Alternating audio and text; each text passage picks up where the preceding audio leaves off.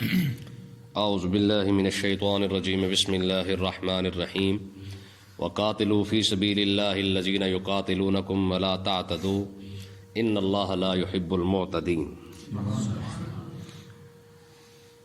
پیچھے قرآن مجید کے اندر یہ لفظ گزرا ہے وَلَٰكِنَّ الْبِرَّ مَنِ اتَّقَىٰ، اور حج کے متعلق پچھلی آیت کے اندر یہ بات بیان ہوئی تھی۔ آگے بھی حج کے مسائل آ رہے ہیں۔ حج کے مسائلوں کے درمیان اللہ تبارک و تعالی نے جہاد کا ذکر فرمایا ہے۔ اس آیت کا مطلب یہ ہے کہ 6 ہجری کے اندر آقا علیہ الصلوۃ والسلام جب عمرہ کرنے کے لیے تشریف لا رہے تھے تو حدیبیہ کے موقع پر آقا علیہ الصلوۃ والسلام کی کفار کے ساتھ جو ہے وہ گفت و شنید ہوئی، اور کفار مکہ نے کہا کہ آپ اس سال نہیں آ سکتے، آپ اگلے سال آئے، 3 دن کے لیے آپ کے لیے مکہ خالی کر دیا جائے گا اور آپ اس کے اندر اپنا عمرہ وغیرہ کر سکتے ہیں، اور دیگر شرائط بھی ساتھ لگائی بھی، تم تلواریں ساتھ نہیں لا سکتے وغیرہ وغیرہ دوسری چیزیں بھی۔ تو یہ حدیبیہ کا اپنے موقع پر انشاءاللہ اس کا تفصیل کے ساتھ ذکر آئے گا۔ تو اللہ تبارک و تعالی نے ارشاد فرمایا، پھر آقا علیہ الصلوۃ والسلام 7ویں سال یعنی اگلے سال جو ہے حضور پھر تشریف لے کے گئے اپنا عمرہ کرنے کے لیے۔ جب حضور تشریف لے کے گئے تو اب صحابہ کرام کے دل میں یہ ایک بات تھی کہ کہیں ایسا تو نہیں کہ ہم تو جا رہے ہیں عمرہ کرنے کے لیے، حالت احرام کے اندر ہیں، اور ہم تو کیونکہ لڑنے کی نیت سے نہیں جا رہے۔ اگر انہوں نے دغا بازی کی، کیونکہ کفر کی طبیعت کے اندر جو ہے وہ دھوکہ ہوتا ہے، اگر انہوں نے احرام کا لحاظ نہ کیا، حرم کا بھی لحاظ نہ کیا، اور انہوں نے ہتھیار اٹھا لیے اور ہمارے ساتھ جنگ کرنا اگر شروع کر دی تو پھر کیا بنے گا؟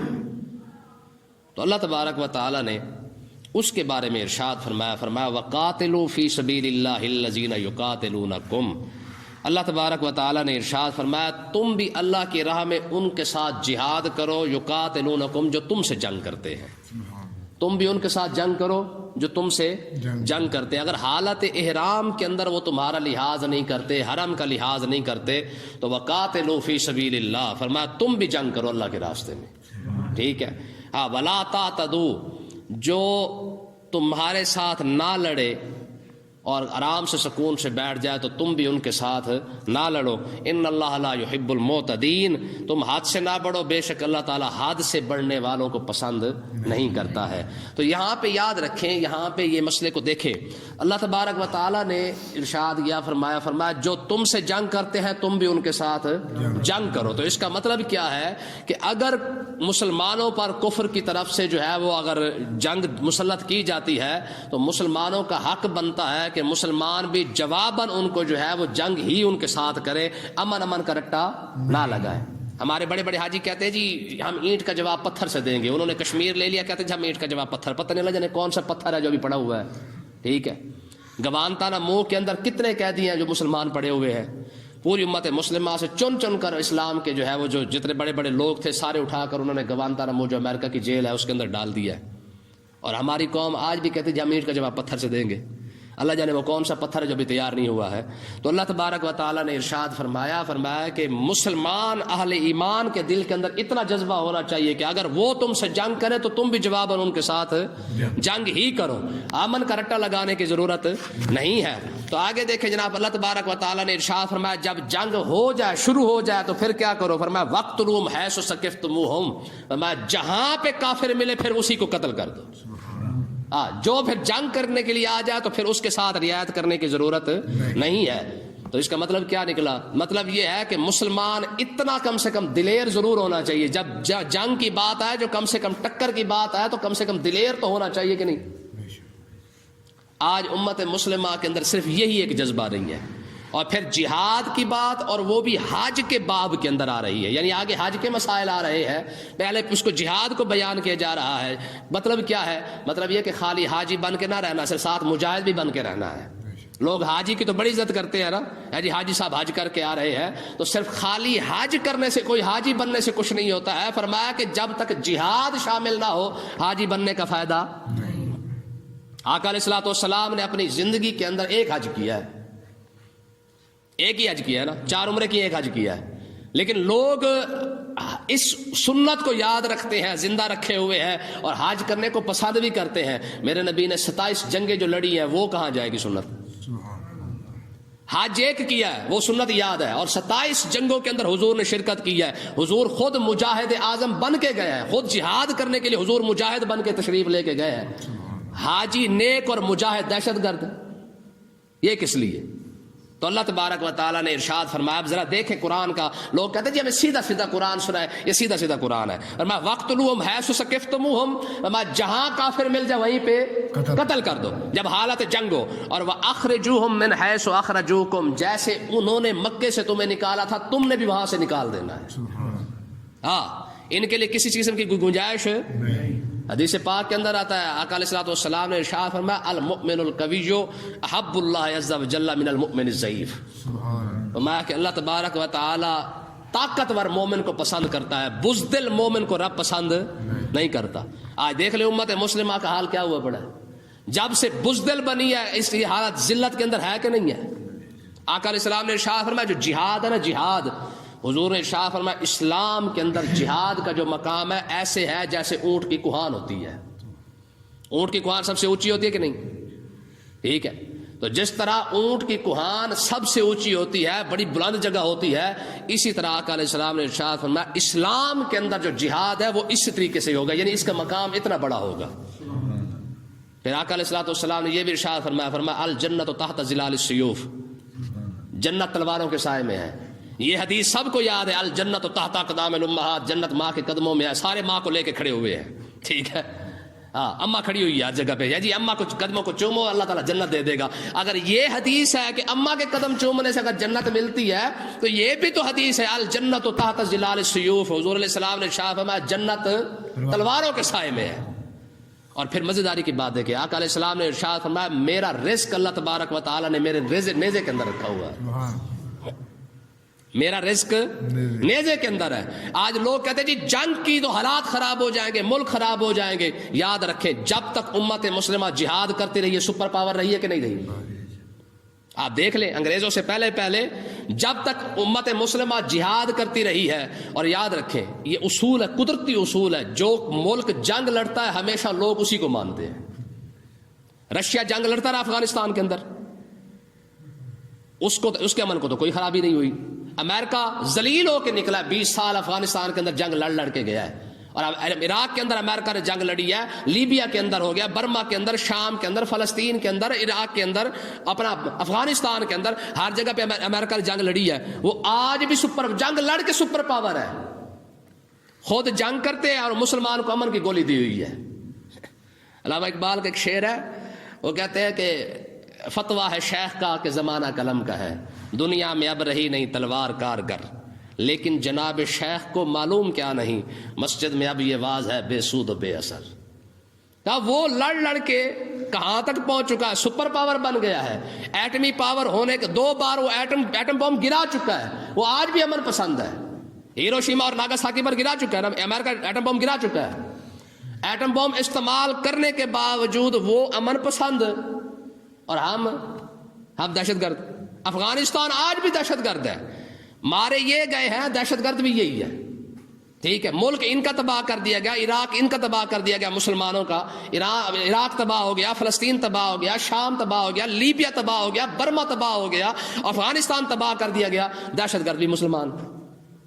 وجہ کیا ہے کہ ہم نے جب سے تلوار رکھی ہے تب سے لوگوں نے ہمیں دہشت گرد کہا ہے. جب اگر ہم نے یہ خدا کی قسم یہ اٹھا کے رکھا ہوتا تو کوئی بندہ ہمیں دہشت گرد نہ کہتا. اس لیے ہمارے بزرگ کہتے ہیں احتجاج ہمیشہ کمزور قوم کرتی ہے، طاقتور ہمیشہ جو ہے وہ تلوار کا استعمال کرتا ہے، طاقتور ہمیشہ طاقت کا استعمال کرتا ہے. آپ نے کبھی دیکھا امریکہ نے احتجاج کیا ہو؟ رشیا نے کبھی احتجاج کیا ہو؟ ٹھیک ہے، ہم کشمیری کھڑے ہوئے ہیں، لے کے رہیں گے پاکستان، بن کے رہے گا پاکستان. ٹھیک ہے نا؟ اگر 80 لاکھ بندے کے اوپر 6 لاکھ فوج مسلط ہے، مرتے کیوں نہیں ہے؟ اس طرح تو مار ہی رہے ہو نا، کم سے کم مرنا تھا تو ذرا دلیری کے ساتھ تو مرے. سلطان شہاب الدین غوری تھا نا، شہاب الدین غوری جب جنگ لڑنے کے لیے گیا نا ایک جگہ پہ، اس نے دیکھا کہ میری فوج جو ہے نا وہ تھوڑی ہے اور اگلی فوج جو ہے وہ زیادہ ہے. اصلا اس نے نا بڑے چوٹی پہ کھڑے ہو کے نا، پہاڑ پہ کھڑے ہو کے کہا، اس نے کہا بھی میری فوج سن لو بھائی، کیا بات ہے بھائی؟ انہوں نے کہا تھوڑی دیر کے بعد ہم مر جائیں گے. کیا کہا؟ مر جائیں گے. ان کو تھوڑی دیر کے بعد ہم مر جائیں گے، یہ زیادہ ہے، ہم تھوڑے ہیں، دشمن کی فوج زیادہ ہے، تھوڑی دیر کے بعد ہم نے مر جانا ہے. ساری فوج کے اندر مایوسی پھیل گئی، یہ ہمارا چیف صاحب یا کیا کہہ رہا ہے ہمیں، ٹھیک ہے، ہمارا جو سربراہ ہے وہ یہ بات کر رہا ہے. اچھا اگلا اس نے ایک فکرہ بولا، جنگ کا پاسے پلٹ گیا. ایک فکرہ، پتہ اس نے کیا کہا؟ اس نے کہا بھئی مرنا ہم نے ضرور ہے، پر مرنا شان سے ہے، بزدلی کی موت نہیں مرنا، لڑ کے مرنا، ایسے نہیں مرنا. اتنی بات کی پوری فوج نے کہا، اس نے کہا بات واقعی ٹھیک ہے، بھئی لڑ کے ہی مرے گی، ایسے ہی تو ذلیل ہو کے مر ہی رہنا امت مسلمہ، تو کم سے کم لڑ کے تو مرے. کیوں جی؟ تو علامہ اقبال نے کہا، اس نے کہا کافر کی موت سے بھی لرزتا ہو جس کا دل، کہتا ہے کون اسے کہ مسلمہ کی موت مر. ایویں خالی بے کہ کم بھی جان گیا، ایویں خام کم بھی جان گیا. اور موت جس دن آنی ہے اسی دن آنی ہے، خدا کی قسم اس سے ایک دن پہلے نہیں آئے گی، اس کے بعد بھی نہیں آئے گی. خالد بن ولید فرمایا کرتے تھے، آپ نے جب خالد بن ولید کا آخری وقت آیا نا موت کا، آپ بستر پر تھے، تو آپ نے اس وقت فرمایا، موت کو دیکھ کے فرمایا، قول خالد بن الولید حین حاضرت الوفات لقیت قضا و قضا ضعفا. سبحان اللہ. ٹھیک ہے، خالد بن ولید کا آخری وقت آیا نا، تو آپ نے موت کو دیکھ کے کیا فرمایا؟ قول خالد بن الولید حین حاضرت الوفات. فرمایا جب خالد بن ولید کا آخری وقت آیا نا، تب آپ نے یہ موت کو دیکھ کے فرمایا، میں لقیت قضا و قضا ضعفا. اور فرمایا میں تو تجھے جنگوں میں ڈھونڈتا رہا ہوں، تو کہاں تھی؟ آج بستر پہ دیکھ کے خالد کے پاس آ گئی ہے، کمزور دیکھ کے خالد کے پاس ہے، یعنی بستر کے پاس، میں تو تجھے جنگوں میں ڈھونڈتا رہا ہوں. کیوں جی؟ تو مطلب کیا ہے؟ یہ اللہ تبارک و تعالیٰ نے مسلمانوں کو دلیری سکھائی ہے. کیا فرمایا؟ وَأَخْرِجُوهُم مِّنْ حَيْثُ أَخْرَجُوكُم. فرمایا جنہوں نے تمہیں گھروں سے نکالا تھا نا، تم بھی جا کے ان کو نکال دینا. بے شک. امن ہم جی تسبیح پڑھنے والے، ہم تو پھوکا پھاکی کرنے والے لوگ ہیں، ٹھیک ہے. مولا علی رضی اللہ تعالیٰ نے جب خیبر کے اندر گیا نا، تو آپ کے سامنے جب مرحب آیا، مرحب، تو اس نے آ کے نا ایک ہی بات کی، اس نے قد علمت خیبر انی مرحب. میں تو جانتا میں کون ہوں؟ کہا مولا علی نے فرمایا کیونکہ مولا علی درمیانے قد کے تھے نا، تو وہ سانڈ قسم کا تھا. اس نے کہا پورا خیبر جانتا ہے کہ میں خیبر کا سب سے بڑا دہشت گرد ہوں. قد علمت خیبر انی مرحب، پورا خیبر جانتا کہ میں مرحب ہوں. تو مولا علی نے کیا فرمایا؟ ہم تسبیح پھیرنے والے لوگ ہیں، ہم تو 100 رکعت نماز جا کے مسجد میں پڑھتے ہیں، ہم تو امن کرتے ہیں. اب مولا علی کا جواب سنیں. آپ نے فرمایا تو مرحب ہے نا، انا الذی سمتنی امی حیدرا. آپ نے فرمایا میری ماں نے بھی میرا نام حیدر ہی رکھا ہے. اتھے یاد رکھنا، انا الذی سمتنی امی حیدرا. فرمایا میری ماں نے بھی میرا نام حیدر ہی رکھا ہے. ایڈے تسبیح پھیرنے والے ہم نہیں ہیں. تسبیح کا ایک وقت ہوتا ہے جب پھیری جاتی ہے. فرمایا جب تلوار کی بات آ جائے اب سامنے آ ذرا، طبیعت سٹ کر دی تو بات ختم ہو گئی. حضرت خالد بن ولید تو نام ہے نا بڑا مشہور، ان کے ساتھ ایک ساتھی تھے حضرت درار بن ازور. یہ درمیانے قد کے تھے.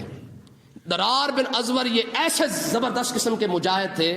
رومی حضرت خالد بن ولید کو کہا کرتے تھے تیری مہربانی آپ آ جایا کر، اس کو نہ لے کے آیا کر. درار بن ازور این جنگ کے موقع پر لوگ ڈھال لیتے تھے، این جنگ کے موقع پر درار بن ازور اپنی قمیض اتار دیا کرتے تھے، قمیض تک اتار دیتے تھے. فرمایا ہم نے جو تیر کھانا تلوار کھانا وہ سینے پہ ہی کھانا. اور 150 بندہ انہوں نے ایک رات کے اندر مارا ہے. ان کی بہن ہے حضرت خولہ بن ازور، یہ امام واقدی رحمۃ اللہ نے لکھا ہے. بہن اور بھائی دونوں جہاد کے اندر شامل رہے ہیں. فتوح شام کی جتنی فتوحات ہیں ساروں کے اندر یہ شامل تھے، ٹھیک ہے. درار بن ازور نے ایک مرتبہ اپنی بہن کو کہا بہن تجھے پتا ہے وہ فلانا قلعہ نہیں ہے؟ کہا فلانے قلعے کا 150 بندہ میں نے مارا ہے. کہا بھائی جی پھر تجھے ایک اور بات بتاؤں؟ کہا جی بتا ہے. فرمایا قلعے کے پیچھے جو بندے 30 کھڑے تھے وہ کلے میں نے مارے ہیں. ٹھیک ہے نا جی. اور یہ باتیں کہاں گئی؟ دیکھیے جی جتنا ہمارے اندر جو خدا کی قسم بزدلی آ سکتی تھی، یقین کریں میں نے نیت کی ہے کہ انشاءاللہ ہم نے اس قوم کو دوبارہ جگانا ہے. سمجھ آئی کہ نہیں؟ انشاءاللہ ہم نے جگانا ہی جگانا ہے اس قوم کو. آگے دیکھیں جی اللہ تبارک و تعالیٰ نے ارشاد فرمایا والفتنۃ اشد من القتل.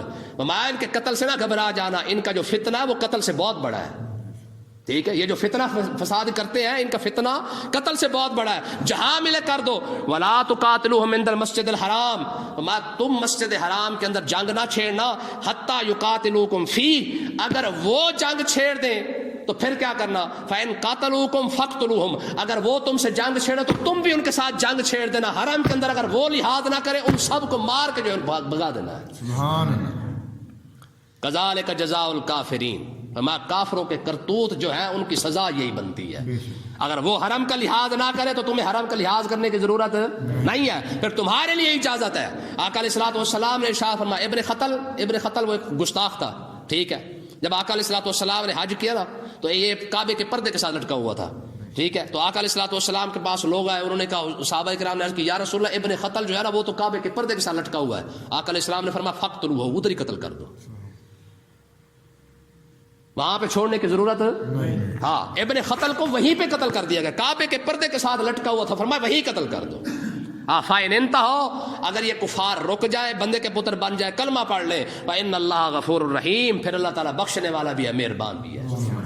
اور وَقَاتِلُهُمْ حَتَّى لَا تَكُونَ فِتْنَةٌ, میں رہا مسئلہ اگر یہ نہیں بنتے, اگر انہوں نے کلمہ نہیں پڑھنا تو وَقَاتِلُهُمْ, اس وقت تک ان کے ساتھ جنگ کرنی ہے, حَتَّى لَا تَكُونَ فِتْنَةٌ, جب تک فتنہ ختم نہ ہو جائے.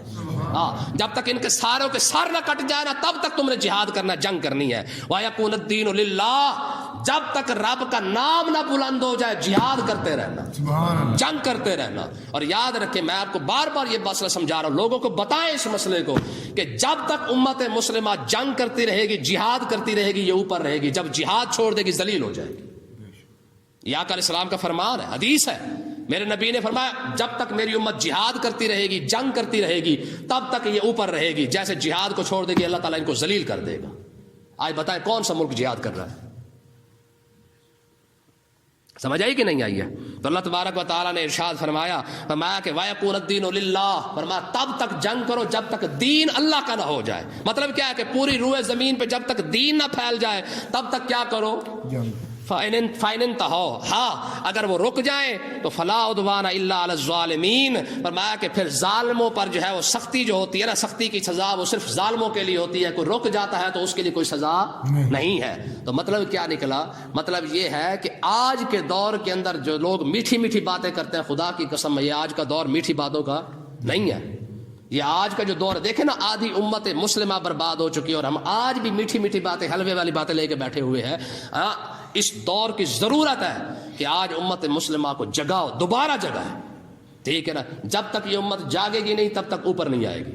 ہاں, ایک ہی نسخہ ہے, اس امت کو بیدار کرے, شعور دلائے. دیکھو یار اس وقت ہماری ضرورت کیا ہے, تقریریں, خدا کی قسم ہے ہمارے خطیب تقریریں کر رہے ہیں, آج بھی کھڑے ہوئے ہیں وہاں پہ, یہ فلانا یوں کام ہو, فلانا یوں کام ہو گیا, فلانا یوں کام ہو گیا. نہ, اس ٹائم ضرورت ہے, کوشش کریں, لوگوں کو بتاؤ یہ مسئلے کیا ہوتے ہیں. انہوں نے کہا بھائی جہاد کسی دہشت گردی کا نام نہیں ہے, جہاد اسلام کی بلندی کا نام ہے. دیکھیں نا, کافروں نے جہاد کو بدنام کیا اور کسی چیز کو بدنام نہیں کیا. امریکہ لڑ کے ایٹم بم گرا کے اس کو کسی نے آج تک اس کو جو ہے دہشت گرد نہیں کہا, لیکن واحد اسلامی ہے. جب کیوں ان کو جہاد کو دہشت گرد کیوں کہا گیا؟ ان کو پتہ ہے کہ جب اس مسلمان نے پھر تلوار اٹھا لی, پھر تک طاقت اٹھا لی تو پھر کیا ہوگا, میں پھر ہمارا بیڑا غرق کر کے رکھ دے گا. گل سمجھیے کہ نہیں آئی؟ علامہ اقبال کہتے تھے, وہ کہتے تھے ٹل نہ سکتے تھے اگر جنگ میں اڑ جاتے تھے, پاؤں شیروں کے بھی میدان سے اکھڑ جاتے تھے, تجھ سے سرکش ہوا کوئی تو بگڑ جاتے تھے, تیغ کیا چیز ہے ہم توپ سے لڑ جاتے تھے. وہ کہتے ہیں نقش توحید کا ہر دل پہ بٹھایا ہم نے, زیر خنجر بھی یہ پیغام سنایا ہم نے. ٹھیک ہے نا جی. مسلمان آج کیوں اسلام کے جہاد کے معاملے میں ہے, نہیں جی وہ ایسی بات تو نہیں تھی, ایسی بات ہی ہے. سمجھ آئی کہ نہیں آئی؟ بات صرف اتنی ہے کہ جب زمین رب کی ہے تو نظام بھی رب کا. سمجھ آئی کہ نہیں ہے؟ جب زمین رب کی ہے تو نظام بھی رب کا ہے. مسلمان جب بھی نکلا ہے صرف ایک ہی بات لے کے نکلا ہے کہ بھائی کلمہ پڑھو نہیں تو پھر سیدھے ہو جاؤ, بات ختم. اللہ تعالیٰ سمجھنے کی توفیق عطا فرمائے.